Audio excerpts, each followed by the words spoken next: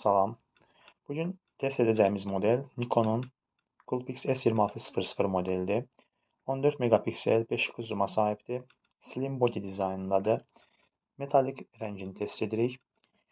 Cihazın ekranını görürsünüz. Hal-hazırda ekranda batarya səviyyəsini görürük. Biz shutter düyməsinə yüngülvarı toxunduqda artıq bizim şəkil sayımız, hansı rejimə şəkil çəkdiyimiz məlumatlar da ekranda bəlirir. Uzun müddət şəkil çəkmədikdə 5 saniyədən sonra məlumatlar itmiş olur ki, biz rahat şəkildə mənzərəni görək. Shutter düyməsinə yüngülvarı sıxırıq və tam sıxdıqdan şəklimizi çəkmiş olur. Flash o qədər güclü oldu ki, bu düyməyə basıb çəkdiyimiz şəkilə baxsaq, ekrandakı görürsüz müəyyən bir tozlar və s. onları da flashın gücü ilə görmək mümkündür. Bu düymədən biz rejimləri dəyişə bilərik. Avtomatik rejimdən başqa mənzərə, portret, yəni bizim çəkəcəyimiz mühitə uyğun biz bunu nizamlaya bilirik.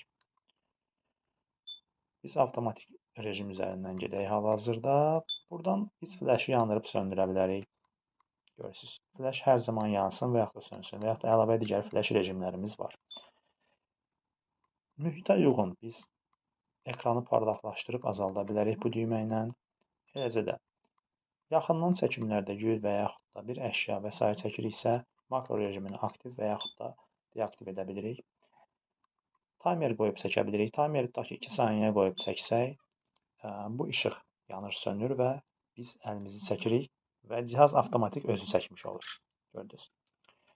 Və eyni zamanda cihazın texniki ayarlarından danışsaq, menyu düyməsindən biz megapiksel ayarlaya bilərik. Ağ ayarları deyilir, işıq ayarları. Bunlara müdaxilə edə bilirik.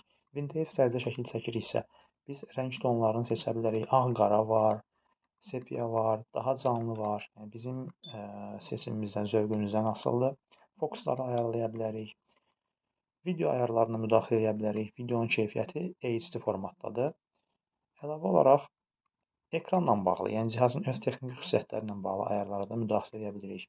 Ekranı parlaqlaşdırıb azaltmaq, şəkillərdə tarix əlavə etmək və s. En qədər biz burada dilini dəyişmək kimi, kartı formatlamaq kimi bütün ayarları, səs ayarlarını və s. hamısını belə deyək, ayarlaya bilirik. Və əliniz hansısa bir ayara dəyib qarışdırmışıqsa, burada tümünü sıfırla seçimi var. Bura daxil olub bassaq, cihaz tam olaraq sıfırlanır və bizim qarşımızda olur.